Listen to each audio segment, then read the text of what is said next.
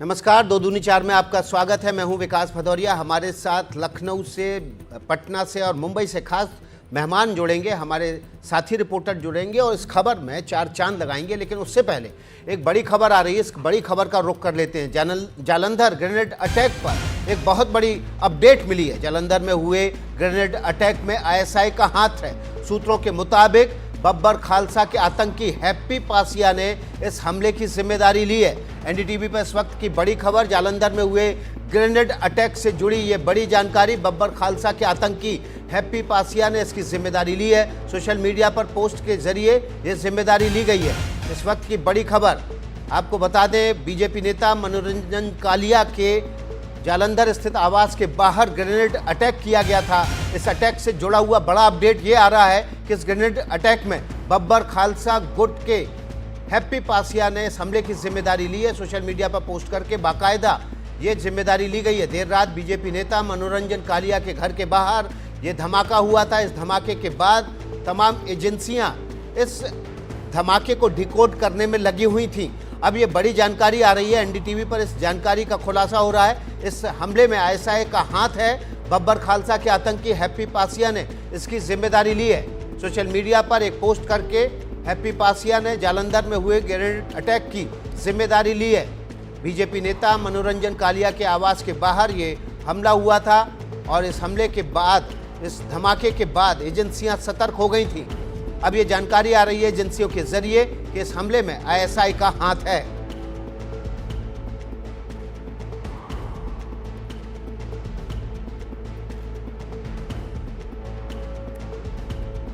तो इस हमले से जुड़ा हुआ, इस धमाके से जुड़ा हुआ जो भी अपडेट होगा सबसे पहले आप एनडीटीवी पर हासिल करेंगे।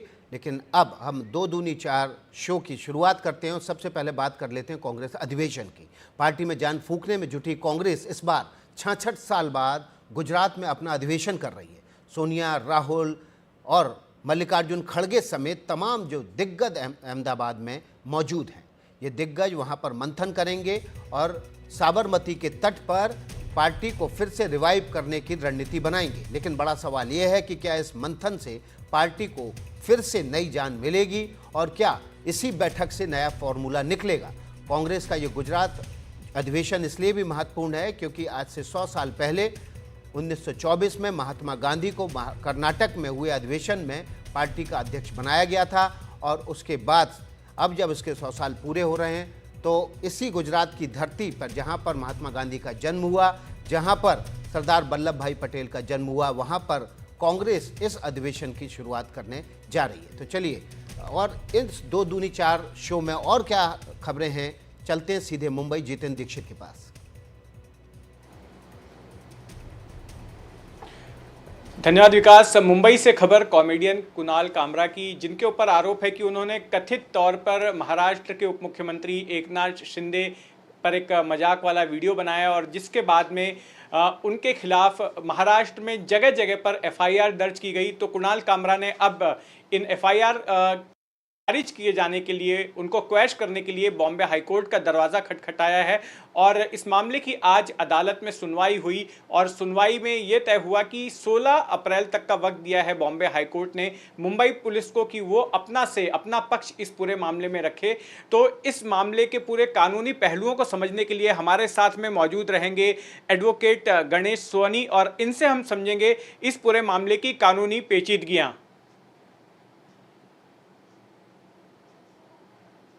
और अब आइए चलते हैं पंकज झा के पास में लखनऊ की खबर के लिए।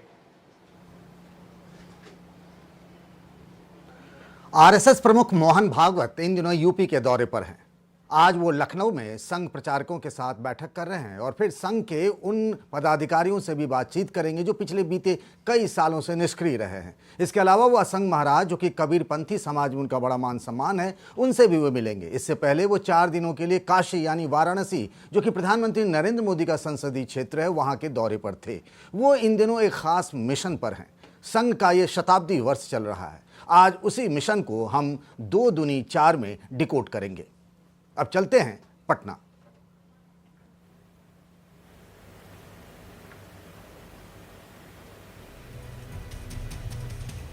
जी विकास, हम जी विकास, हम बात करेंगे बिहार चुनाव की। हम बात करेंगे कि कैसे बिहार चुनाव में इस बार भगवान राम जो है वो बेड़ा पार लगाएंगे भाजपा का। अयोध्या के बाद अब बात हो रही है जानकी मंदिर की, अब बात हो रही है राम जानकी कॉरिडोर की, जो कि बिहार के सीतामढ़ी में है। और भाजपा का पूरा ब्लूप्रिंट तैयार है कि कैसे उसे 4 लेन रोड से जोड़ा जाए अयोध्या से, और कैसे वो जो ये पूरा आयोजन हो इसे बहुत ही भव्य बनाया जाए। बिहार चुनाव में 4 महीने बचे हैं, तो ये एक तरह से भाजपा का मास्टर स्ट्रोक होगा। और क्या इसका विपक्ष के पास कोई जवाब होगा कि नहीं होगा, इन सारे मुद्दों पे आज हम बात करेंगे पटना से। जी विकास।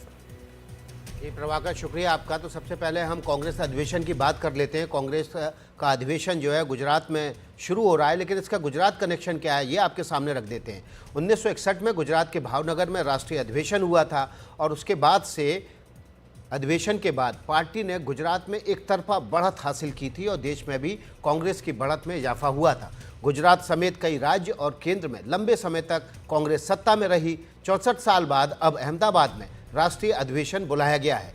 गुजरात मॉडल के नैरेटिव को तोड़ने की कोशिश हो रही है, और 2027 का जो विधानसभा चुनाव गुजरात में होना है उसके लिए अभी से जमीन तैयार करने की शुरुआत कांग्रेस ने कर दी है। इस साल महात्मा गांधी के कांग्रेस अध्यक्ष बनने की 100वीं वर्षगांठ भी है, और इसी मौके पर गांधी जिस धरती पर जन्मे उस गुजरात में ये कांग्रेस अपना अधिवेशन कर रही है। साथ ही साथ सरदार पटेल की 150वीं जयंती पर मैसेज देने की कोशिश भी है। अब से कुछ देर पहले कांग्रेस अध्यक्ष मल्लिकार्जुन खड़गे ने अपने भाषण में कहा, अपनी ओपनिंग स्पीच में कहा कि सरदार पटेल की जो सोच थी वो आरएसएस से भिन्न थी, और सरदार पटेल और जवाहरलाल नेहरू दोनों ही एक ही सिक्के के दो पहलू थे।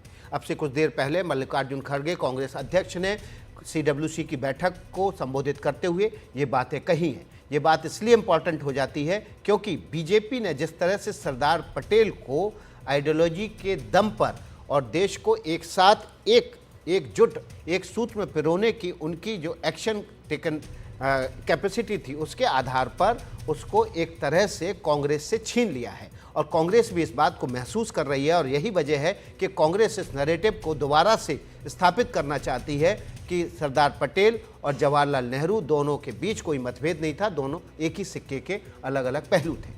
मैसेजिंग के लिए साबरमती आश्रम सरदार स्मारक को चुना गया है, और यही वजह है कि यहाँ से एक मैसेज देने की कोशिश करेगी कांग्रेस, और ये कांग्रेस की कोशिश होगी कि 2027 के विधानसभा चुनाव से पहले वो यहाँ पर एक माहौल खड़ा करे जो 1961 में भावनगर के अधिवेशन के बाद किया गया था।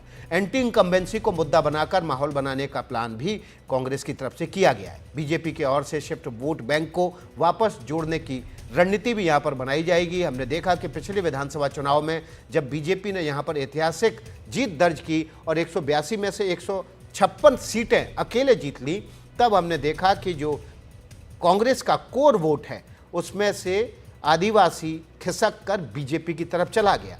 वहाँ पर कांग्रेस का जो कोर वोटर है वो मुस्लिम और आदिवासी है, इसमें से बड़ा चंक आदिवासियों का टूटकर बीजेपी की तरफ चला गया। और ऐसी सूरत में कांग्रेस के सामने एक बड़ी चुनौती है कि 2027 में इस वोट को वो वापस खींचकर कांग्रेस की तरफ लाए।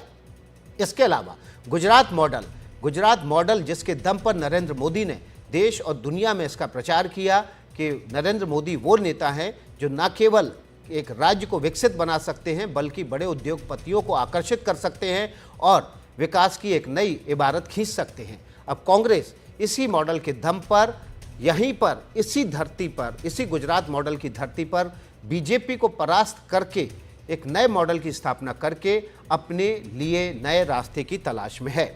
आलोक शर्मा कांग्रेस के राष्ट्रीय प्रवक्ता हमारे साथ इस पर जुड़ गए हैं। हम उनसे जानने की कोशिश करेंगे कि क्या ये जो आपका गुजरात अधिवेशन है ये केवल गुजरात के विधानसभा चुनाव को लेकर वहाँ लक्ष्य हासिल करने के लिए है, या यहाँ से जो फैसले होंगे वो दूरगामी हो सकते हैं, और किस तरह के फैसले यहाँ से कांग्रेस की वर्किंग कमेटी कर सकती है? देखिए विकास जी, आप बहुत ही वरिष्ठ पत्रकार हैं और कभी भी कोई जो राष्ट्रीय अधिवेशन होता है वो किसी एक राज्य को या एक राज्य के चुनाव को ध्यान में रखकर नहीं होता है। कांग्रेस पार्टी एक राष्ट्रीय पार्टी है, 125 साल से ज्यादा पुरानी पार्टी है, और हमारे जो भी अधिवेशन होते हैं उसमें पूरे देश के लिए किस तरह से क्या आगे की रणनीति हो, किस तरह से अगर हम सत्ता पक्ष में हैं तो हमारी जो सरकार है वो किस तरह से सत्ता को चलाए, और अगर हम विपक्ष में हैं तो स्वाभाविक है कि जो सत्ता पक्ष है उसकी जो भी नाकामियां हैं उसको कैसे देश के सामने रखा जाए। वो उसी लक्ष्य को लेकर अब ये गुजरात के अंदर हमारा जो बैठक और अधिवेशन है आज और कल का, आज CWC की बैठक है और कल पूरा अधिवेशन होगा। तो कायदे से जो प्रोसेस होता है वो ये होता है कि CWC की बैठक में तमाम चीज़ों पर चर्चा होती है। कांग्रेस वर्किंग कमेटी कांग्रेस को चलाने के लिए एक सबसे ऊंची बॉडी है और उसको एग्जीक्यूट करने के लिए फिर all India Congress committee AICC है। तो इस तरह से आज तमाम विषयों पर चर्चा होगी और मैंने जितने भी अधिवेशन अटेंड किए हैं या जितना मैं ज्ञान रखता हूं उसमें यह होता है कि जो हमारे सामाजिक पहलू हैं कि किस तरह से समाज में क्या होना चाहिए, किस तरह से आर्थिक पहलू हैं कि अर्थव्यवस्था की क्या हालत है और किस तरह से विदेश नीति है, उसमें तमाम चीज़ें हैं। उसमें इंडो पाक रिलेशंस हैं, इंडो चाइना है, इंडो US है, इंडो रशिया है, तमाम तरह के रिलेशंस हैं और किस तरह से विदेश नीति आगे बढ़ रही है। और अगर किसी पर समय पर कोई विशेष समस्या देश के सामने है या कोई चीज़ खास है तो उस पर चर्चाएं होती हैं। हाँ, ज़रूर गुजरात का चुनाव भी आगे है, लेकिन उससे पहले तो बिहार का चुनाव भी है और तमाम चुनाव हैं। गुजरात के चुनाव में लगभग अभी 2.5 वर्ष के करीब हैं, तो इसको केवल गुजरात के चुनाव से जोड़कर ना देखा जाए। हाँ, जरूर सरकार की, केंद्र सरकार की जो तमाम जो विफलताएं हैं उनको जरूर इसमें डिस्कस किया जाएगा। हमारे अंदर हमें किस तरह से आगे बढ़ना है, हमें किस तरह से अपने संगठन को मजबूत करना है, क्योंकि ये वर्ष भी हमारा जो 2025 है वो संगठन के सृजन का वर्ष हमने डिक्लेयर किया है। तो मैं समझता हूं इन्हीं मुद्दों से जुड़े हुए तमाम प्रस्ताव कल अधिवेशन में आएंगे, बैठक में आएंगे और उसके बाद उस पर चर्चा होगी। बिल्कुल आलोक जी, देखिए हम गुजरात से जोड़कर इसलिए सवाल पूछ रहे थे क्योंकि बिहार में आपकी पार्टी की स्थिति क्या है आप भी जानते हैं, और इस आगे आने वाले राज्यों में जो चुनाव जहां पर भी होने हैं वहां पर उत्तर प्रदेश, उत्तराखंड और गुजरात, ये 3 राज्य ऐसे हैं जहां पर सीधे सीधे मुकाबला होने जा रहा है विधानसभा चुनाव का। लेकिन उत्तर प्रदेश में भी कांग्रेस की स्थिति क्या है ये आपको भी पता है, इसलिए उत्तराखंड और गुजरात 2 ही राज्य ऐसे बने जहां पर बीजेपी और कांग्रेस का सीधा मुकाबला होना है।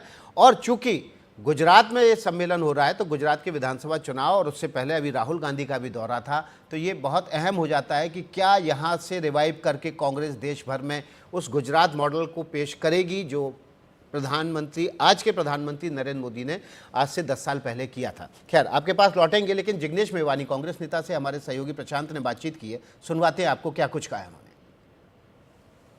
2 दिनों तक अहमदाबाद में कांग्रेस की बड़ी बैठक हो रही है। आज एक्सटेंडेड CWC की मीटिंग है, कल AICC सेशन है। यहाँ पर हमारे साथ हैं गुजरात कांग्रेस के कार्यकारी अध्यक्ष जिग्नेश मेवानी। जिग्नेश जी, पहले ये बताइए कि गुजरात ही क्यों चुना आप लोगों ने, इसका क्या संदेश देना चाहते हैं? स्वतंत्रता के आंदोलन की नींव एक प्रकार से गांधी और सरदार ने यानी कि गुजरात ने रखी।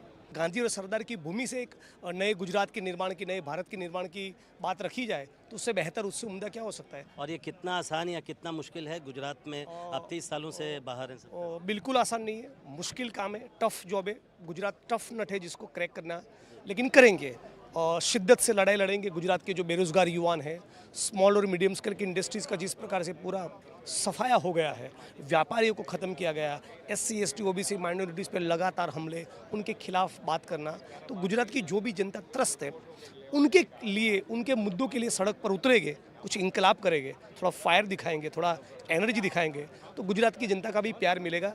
क्रेडिबिलिटी एक अपोजिशन के तौर पे हमारी बढ़ेगी और क्रेडिबिलिटी के साथ फिर आप जब अपना मैनिफेस्टो लेकर जाओगे तब आपकी बात पे कोई यकीन करेगा। तो मुझे लगता है कि आने वाले दिनों में अच्छा होगा, बेहतर करेंगे। तो हम लोग तो दिल्ली में रहते हैं। अभी राहुल गांधी पिछले दिनों आए थे गुजरात में, उन्होंने एक बड़ा बयान दिया जिस पर कांग्रेस में बहुत चर्चा हुई, पार्टी कहीं भी हो, कि गुजरात में जो कुछ ऐसे लोग हैं जो पार्टी से कट गए हैं और उनमें से 50% लोग बीजेपी के लिए काम करते हैं। तो ये तो बहुत बड़ी बात है। तो फिर वहाँ उनको निकालने की प्रक्रिया कब शुरू होगी? ये कांग्रेस वाले बस होगी, होपफुली सून होगी। अधिवेशन के बाद उस दिशा में सोचा जाएगा और हकाल पट्टी का कार्यक्रम बनेगा। राहुल जी ने पार्लियामेंट में कहा था ना कि लिख के ले लो, गुजरात में विपक्ष और कांग्रेस पार्टी भाजपा को हराने जा रही है। ऐसे मैं भी कह रहा हूँ NDTV के माध्यम से, लिख के ले लो। कॉम्प्रोमाइज कैरेक्टर्स आज गुजरात कांग्रेस में जो भी है उनकी हकाल पट्टी होगी और एक बेहतर कांग्रेस खड़ी होगी, एक बेहतर विपक्ष हम लोग पेश करके दिखाएंगे। आलोक जी, देखिए गुजरात का फॉर्मूला तो तैयार है, कि ऐसे लोग जो बीजेपी के लिए काम कर रहे हैं उनको बाहर निकाला जाएगा, बेहतर कांग्रेस बनाएंगे। देश स्तर पर, देशव्यापी स्तर पर कांग्रेस को बेहतर बनाने के लिए क्या फैसले लिए जाएंगे?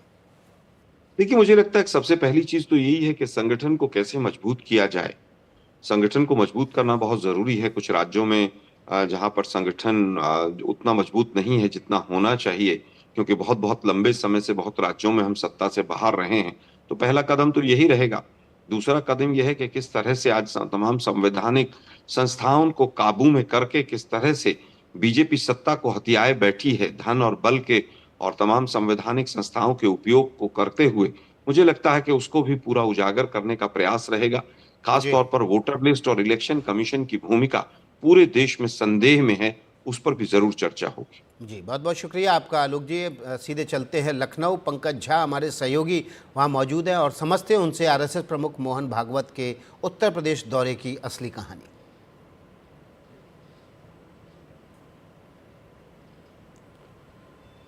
संघ प्रमुख मोहन भागवत यूपी के दौरे पर हैं। जैसा मैंने बताया, जब मैं आपसे बात कर रहा हूं, लखनऊ में उनकी बैठक हो रही है संघ के प्रचारकों के साथ।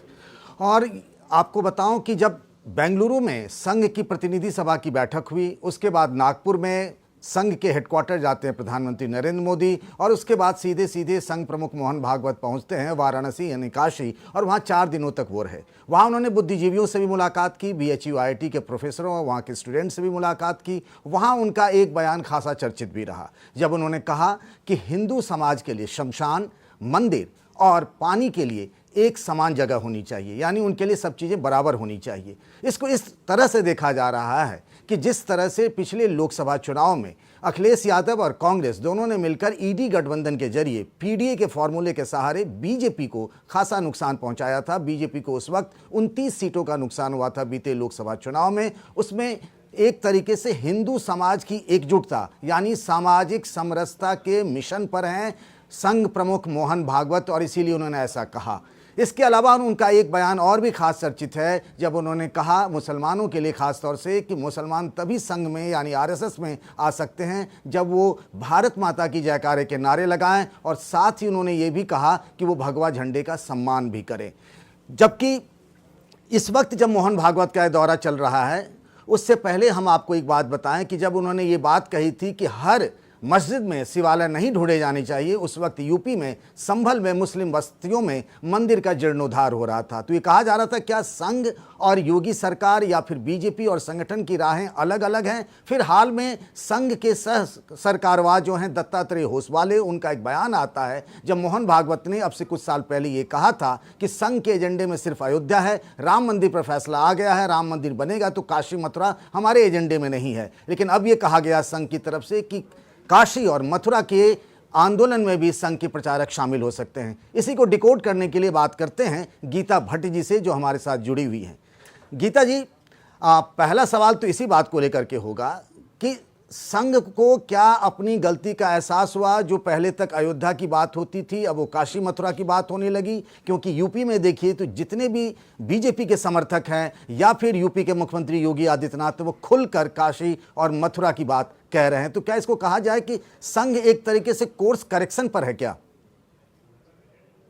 जी देखिए, तीनों जो स्थान है काशी, मथुरा और उसके लिए अयोध्या के लिए हमेशा से ही अगर आप देखें तो राष्ट्रीय स्वयंसेवक संघ का दशकों से एक तरह से यह आह्वान रहा है कि यह जो 3 स्थान है, इन तीनों के लिए हम सभी समाज को एकत्रित करके समाज के अंदर इस जो है एक मोबिलाइजेशन करेंगे, ताकि समाज जो है इस बात के लिए आगे बढ़े कि इन तीनों स्थानों पर जो एक लंबे समय से आक्रांताओं के द्वारा जब भी कभी जिस काल परिस्थिति में उसे तोड़ा गया या मंदिर के स्थान पर कहीं कुछ और ढांचा बनाया गया, तो उसको वापस उस पर एक मंदिर की स्थापना होनी चाहिए।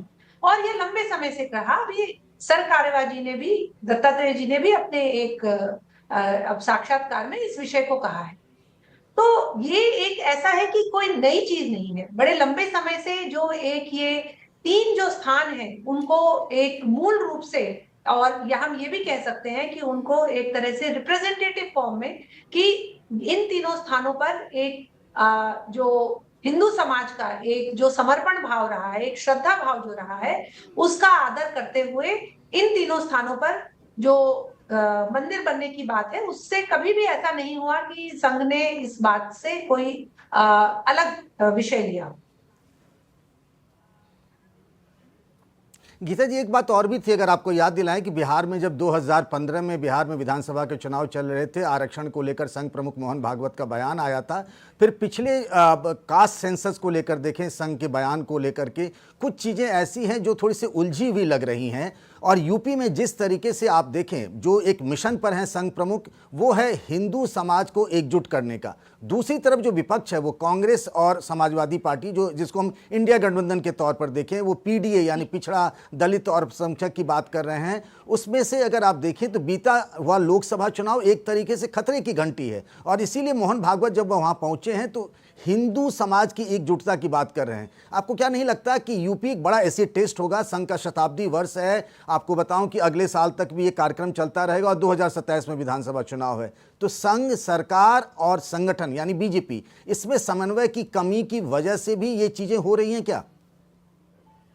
देखिए, अगर हम देखें तो चुनाव आते हैं जाते हैं, परंतु संघ की ओर से जो हिंदू समाज को ये एकजुट करने की बात है, ये समय समय पर की जाती है। अभी आपने बताया कि पूजनीय सर संचालक जी ने अभी काशी में अपने उद्बोधन में यह बात कही कि मंदिर, कुआं और शमशान जो है वो एक होना चाहिए किसी भी गांव में, और यह विषय वो कई बार अपने उद्बोधनों में बोल चुके हैं।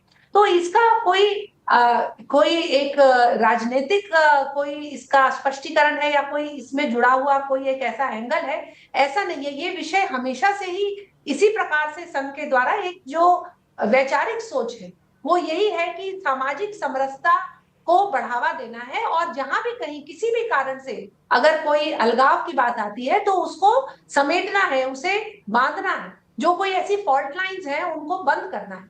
तो इसी सोच से अगर आप देखें तो संघ की ओर से और संघ के जो स्वयंसेवक हैं वो समाज के अलग अलग संगठनों में, जो अलग अलग कह सकते हैं वॉक्स ऑफ लाइफ हैं, उन सब में इसी एक प्रेरणा से काम करते हैं। जैसे आपको ध्यान भी होगा, संगठन में भी पहला जो आपका नाम है उसी से उद्बोधन होता है। आपकी जिसे कहते हैं कि सरनेम क्या है या आप कौन से गांव से, प्रदेश से हैं, इस बात को उद्धृत नहीं किया जाता। जो प्रथम नाम है उसी से ही संबोधन होता है। तो संघ के सामने एक बहुत बड़ी चुनौती, जो कहते हैं बीजेपी की मातृशक्ति है, संगठन जो है वो संघ है, और संघ के सामने एक बड़ी चुनौती होगी कि पिछड़ों और दलितों में उसकी पहुंच और उसकी पैठ ज़्यादा बढ़े, और इसी मिशन पर हैं संघ प्रमुख मोहन भागवत इन दिनों यूपी के दौरे पर भी।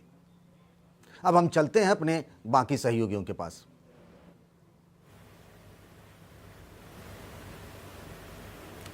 जी धन्यवाद पंकज। और हम बिहार में बात करेंगे बिहार के चुनाव की, हम बात करेंगे संघ की, हम बात करेंगे भाजपा की, और हम बात करेंगे कि कैसे भगवान राम और माता जानकी जो है वो बिहार में भाजपा का बेड़ा पार करने जा रही हैं। बिहार में चुनावी घंटी बजने ही जा रही है, और जो भी राजनीतिक दल हैं या जो भी राजनीतिक कुनबा है, सबने अपने अपने जो मुद्दे हैं उन्हें साधने शुरू कर दिए हैं। चाहे आप बात करें कांग्रेस की, तो आप देख रहे थे कल राहुल गांधी यहाँ मौजूद थे, वो यात्रा कर रहे हैं, युवाओं को संबोधित कर रहे हैं, वो पलायन की बात कर रहे हैं, नौकरी की बात कर रहे हैं। अगर आप बात करें राजद की, तो राजद महिलाओं की बात कर रही है, राजद आरक्षण की बात कर रही है।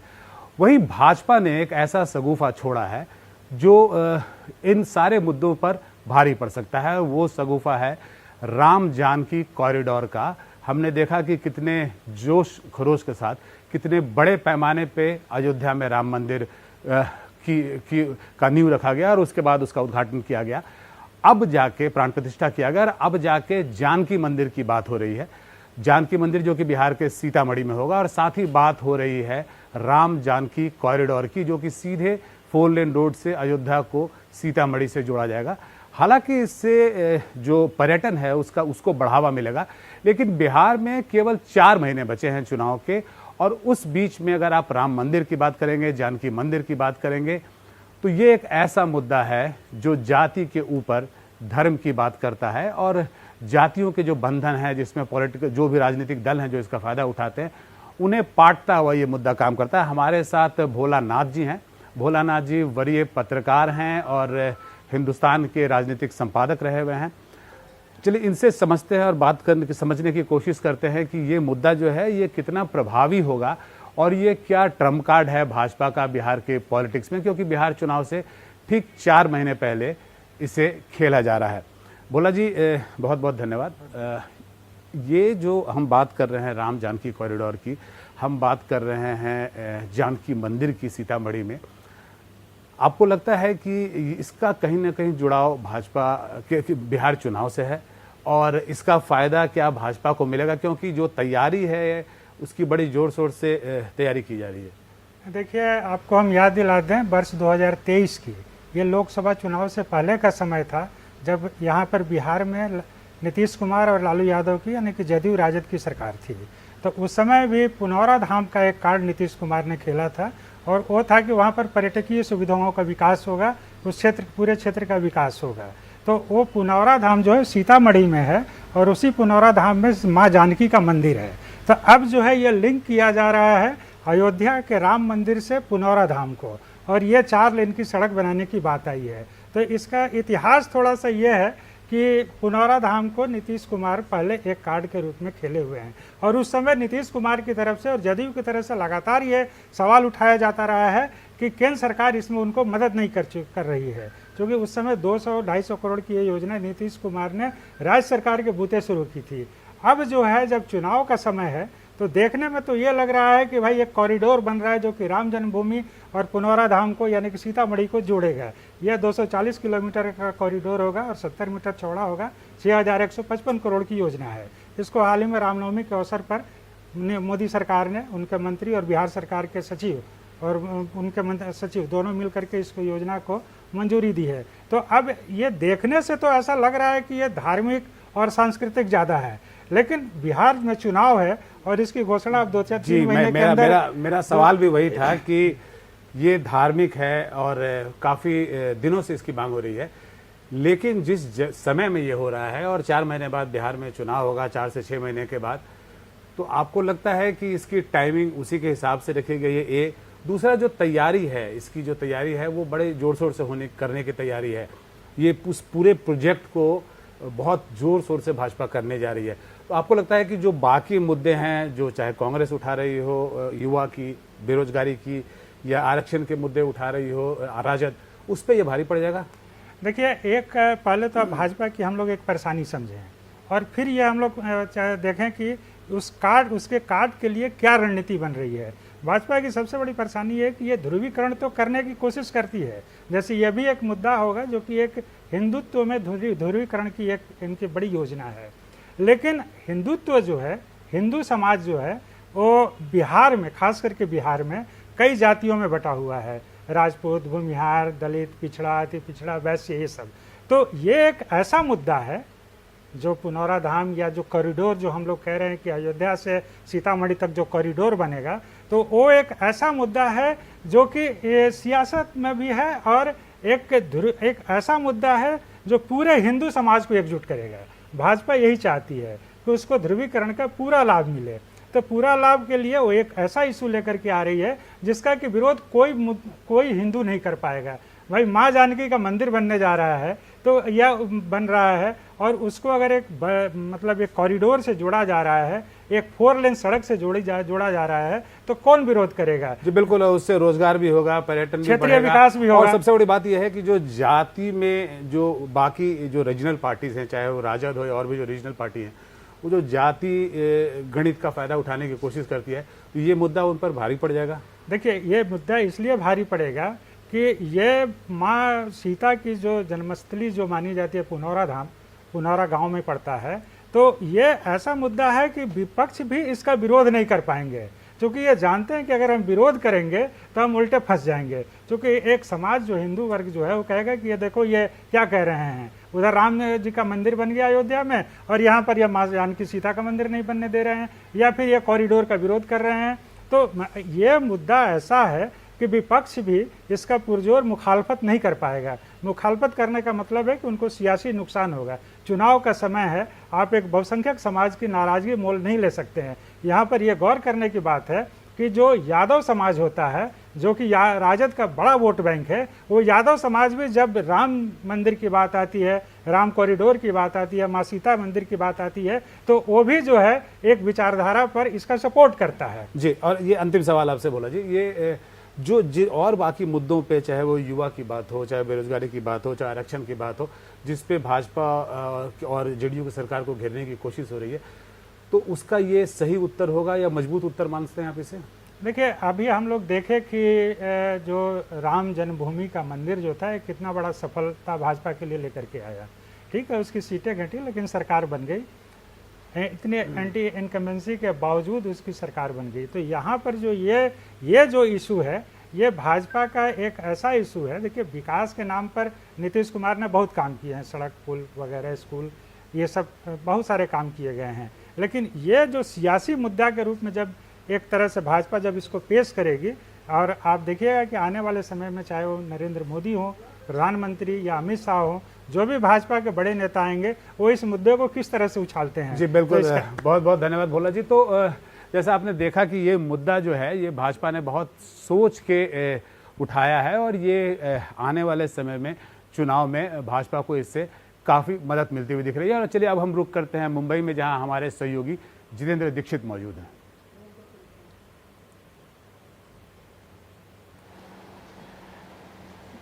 धन्यवाद प्रभाकर। और अगर मुंबई की बात करें तो मुंबई में आज सबसे बड़ी खबर है कॉमेडियन कुणाल कामरा की। कुणाल कामरा ने बॉम्बे हाईकोर्ट का दरवाज़ा खटखटाया है और उनकी फरियाद यह है कि मेरे खिलाफ मुंबई पुलिस ने जो तमाम मामले दर्ज किए हैं, उन तमाम मामलों की एफआईआर रद्द कर दी जाए, खारिज कर दी जाए। बीते महीने कुणाल कामरा के एक वीडियो को लेकर बवाल मच गया था, जिसमें कि उन्होंने कथित तौर पर महाराष्ट्र के उप मुख्यमंत्री एकनाथ शिंदे का मजाक उड़ाया, उनको गद्दार कहा और कई दूसरी बातें कही। और जिसके बाद जिस स्टूडियो में, खार इलाके में स्टूडियो था जहां पर कि ये रिकॉर्ड किया गया था, उस स्टूडियो में तोड़फोड़ की गई। इसके बाद मुंबई महानगर पालिका ने भी वहां पर अपना हथौड़ा चलाया और कुणाल कामरा, जो कि मुंबई के बाद तमिलनाडु में चले गए, जहां पर बताया जाता है कि इस वक्त तो रह रहे हैं, वहां फोन पर उन्हें बहुत सारी गालियां दी गई, धमकियां दी गई। और इसके बाद कुणाल कामरा ने मद्रास हाईकोर्ट का दरवाजा खटखटाया, जिसकी तरफ से उन्हें राहत मिली। 17 तारीख तक जो है उनकी गिरफ्तारी नहीं होगी। लेकिन इस बीच चूंकि मामला मुंबई से जुड़ा हुआ था, इसलिए उन्होंने बॉम्बे हाईकोर्ट का भी दरवाजा खटखटाया और आज उस मामले में सुनवाई थी बॉम्बे हाईकोर्ट में सुबह के वक्त। और इस सुनवाई के दौरान बॉम्बे हाईकोर्ट में जज ने, जो मुंबई पुलिस के वकील थे, सरकारी वकील थे, उनसे पूछा कि कुणाल कामरा की अर्जी पर अब आपका क्या कहना है। तो इस पर मुंबई पुलिस के वकील ने समय मांगा और कहा कि हम जो है इंस्ट्रक्शंस लेना चाहते हैं अधिकारियों से, उसके बाद हम अपना से रख पाएंगे। तो ऐसी स्थिति में 16 अप्रैल की तारीख मुकर्रर की गई है, जब इस पूरे मामले की सुनवाई बॉम्बे हाईकोर्ट में होगी।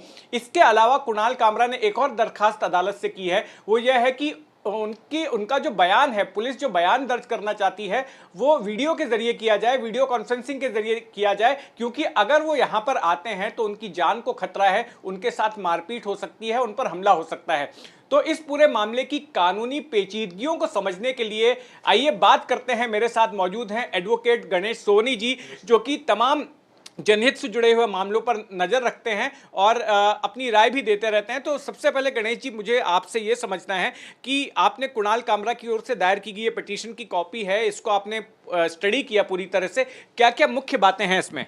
बिल्कुल, ये जो पिटीशन है वो मैंने सही ढंग से पढ़ा है, और जो ये एफआईआर जो है, फर्द बयान है, वो शिवसेना के जो एकनाथ शिंदे का जो पक्ष है, उनका जो पार्टी जो है, इनकी तरफ से 23 मार्च को रात को 11 बजे वो दर्ज की गई खार पुलिस स्टेशन में। और उनको उसी समय समझ लो कुछ 40 मिनट पहले उनको कोई एक वीडियो आया था, और वो वीडियो कौन सा था, करीब 2 फरवरी को जो होटल है, जो कंट्रोवर्शियल होटल जिसको बोला जाता है, जिसके ऊपर हथौड़ा भी पड़ा मुंबई बीएमसी का, तो वो होटल में ये कामरा ने जो शो किया था। और कुणाल कामरा जगह विख्यात स्टैंड अप कॉमेडियन है, उनको पूरा दुनिया जानती है, और उन्होंने एक ठाणे के नाम का एक पंक्तियाँ बनाई थी। और शिवसेना वालों का ये कहना है कि उन्होंने जो पंक्तियाँ बनाई हुई है, जो व्यंग है वाकई, वो इनके जो लीडर है एकनाथ शिंदे जी उप मुख्यमंत्री उनके मिलता जुलता है।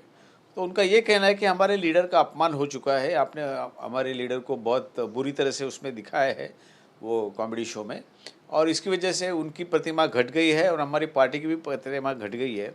और इसलिए जो मुर्जी पटेल को जो रात को 11:30 10:30 बजे के आसपास जो वीडियो आया उनके यूट्यूब पे, तो वो तुरंत वो लेके गए पुलिस स्टेशन और 40 मिनट में उसमें एफआईआर बन गई। पहले एमआईडीसी पुलिस स्टेशन में दर्ज हुई और उसके बाद में खार में। इसके पश्चात क्योंकि जो होटल था जो जहाँ गुनाह हो चुका है ऐसा पुलिस का कहना है, वो खार में आता है, तो इसलिए खार में दर्ज हो गया वो।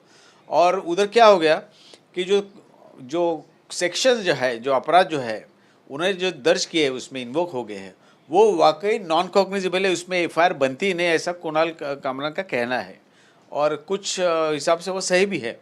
बात यह है कि जो प्रावधान, थोड़ा सा स्पष्टता चाहूंगा, दो तरह के प्रमुख आरोप हैं। एक कि कुणाल कामरा ने अपने कृत्य के जरिए जो है वो पब्लिक ट्रैंक्विलिटी को नुकसान पहुंचाने की कोशिश की, और दूसरा उन्होंने डिफेमेशन किया, उन्होंने जो है बदनामी की, मानहानि की, ये भी दूसरा एक प्रमुख आरोप है। तो पब्लिक ट्रैंक्विलिटी का जो मामला है, जहाँ तक ये कुणाल कामरा का stand up comedy show Thane की रिक्शा रिलीज होने के बाद यूट्यूब पे कहाँ भी दंगे फसाद नहीं हो गए, कहाँ भी दोनों गुटों में भाषा रेस वगैरह की इसके हिसाब से कोई भी नहीं हो गया, क्योंकि उसमें वो इसे कॉमेडी है, बेसिकली व्यंग्य है।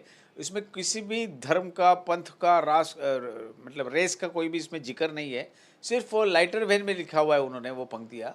तो इसकी वजह से ट्रैंक्विलिटी का मामला बनता ही नहीं। और जो दूसरा जो डिफॉर्मेशन की जो बात चल रही है, जो शिवसेना वालों को जो कहना है कि हमारे लीडर की बेइज्जती हो गई उसमें, क्योंकि बेइज्जती के जो सेक्शन, जो कानूनी जो प्रावधान है, वो बेसिकली नॉन कॉग्निजेबल एफआईआर इसमें बनती ही नहीं।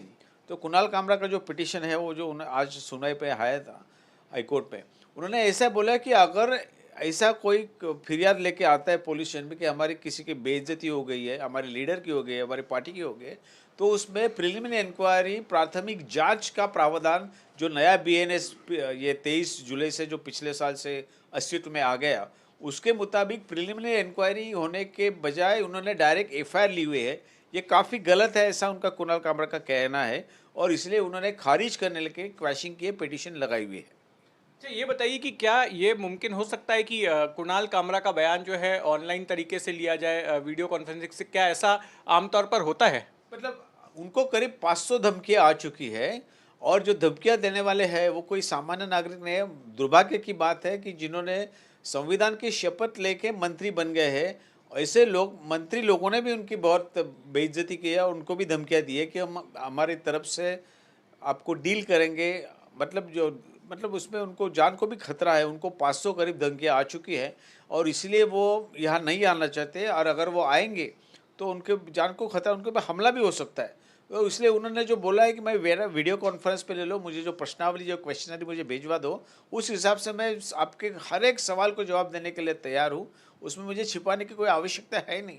तो अगर वो उपलब्ध नहीं है तो उसी हिसाब से मुंबई पुलिस ने उनकी वीडियो कॉन्फ्रेंस से जवाब वो जरूर ले सकते हैं, उसमें कोई अड़चन नहीं है। आपने पूरा जो है उनकी पूरी अर्जी पढ़ी है। एक आरोप प्रमुख ये भी है कि सरकारी सिस्टम का गलत इस्तेमाल किया जा रहा है उनको प्रताड़ित करने के लिए। आप ओवरऑल एक कानूनी जानकार के नाते आप इस पूरे मामले को क्या देखते हैं? आपका ओवरव्यू क्या है इस पूरे मामले में? गलत इस्तेमाल तो यही हो गया ना कि जब नॉन कॉग्निजेबल का जो प्रावधान है और प्रिलिमिनरी इंक्वायरी होनी चाहिए, वो करने के बजाय आप डायरेक्टली फिरियाद ले लेते हो, और जो नॉन कॉग्निजेबल है मतलब उसके लिए प्राइवेट कंप्लेंट दर्ज करनी पड़ेगी। जो भी व्यक्ति को लगता है कि मेरे लीडर की अवमानना हो गई, उसमें अपमान हो गया, उसकी बेइज्जती हो गई, उन्होंने कोर्ट में जाके, अदालत में जाके प्राइवेट कंप्लेंट दाखिल करना जरूरी आवश्यक है। उसके बावजूद अगर पुलिस स्टेशन का आप रास्ता इस्तेमाल करते हो, वहाँ एफआईआर देते हो, फर्द बयान देते हो, तो वो काफ़ी गलती हो गया ना वो। बिल्कुल ये टिकने वाली बात नहीं है।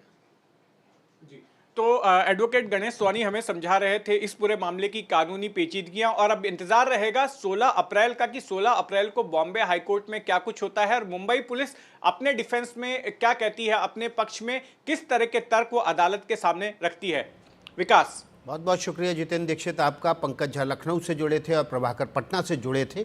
2 दूनी 4 यानी कि ठीक दोपहर 2 बजे आप 4 शहरों से 4 अलग अलग हमारे सहयोगियों के जरिए 4 रिपोर्ट देखेंगे। बने रहिए एनडीटीवी पर, खबरों का सिलसिला लगातार जारी।